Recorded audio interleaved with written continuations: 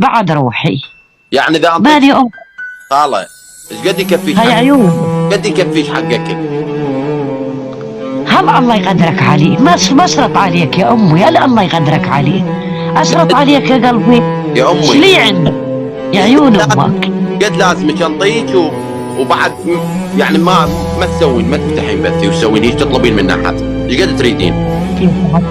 يا بعد روحي شريد اقول لك، والله شريد اقول لك دي شريد اريد افصل عليك. لي عندك دينا يا وليدي؟ هل زدتوا لي يا مشاهدين والله عليك يا بعد راسي ارضى. هل بعد راسي انت على راسي الله يكفر امثالك. خاله اعتبرين انا قاعد حوف الداعمين، حوف مشاهديني، ايش قد تريدين وبعد ما تفتحين بث؟ حقك ايش قد بعد افتح بث يعني اتشيل خرجيه، وما والله ودي اتشيل خرجيه لهالبنيه يا ودي $100 يا وليدي. ايش قد؟ $100 100 يعني حق اتشيل وحق تويبات للبنيات، تعرف انت.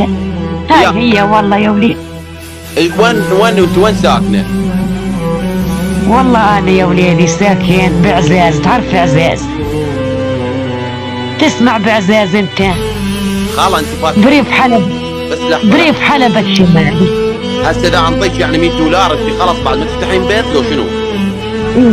ايه بعد روحي. خلاص يا امي انا اعتبريني ابنك وسد البث، وانا انطيك $400 سد البث وانا ابنك. بعد جبت الله ينطيك من عطاء ورضا، ينطيك من عطاء ورضا. خاله جا سيدنا محمد يا عيون الخاله. انا اعتبريني ابنك وانت مثل امي، فاني امي ما اقبلها تسوي هيك. سد البث وانا انطيك $400 مو $100. سكر الحاس. سد البث تكرم عينك. هسه راسك ادزك $400. تعال يا بعد روحي راح اسكر البث، علموا على راسي كلامك. الله يكثر خيرك ويخلي لي اياك ربي. انا مثل يحميك الله. امي انا ما اقبلها ام تسوي هيك. سد البث وانا انطيك الفلوس. تكرم عينك والله راح اسكر على $400 بالله راح اتشسل البنيات وحق اتشيل واشتري حد خيمه. والله يكثر خيرك وراح اسكر البث. هلا مو تكرم عينك. ذكري وابشر على راسي.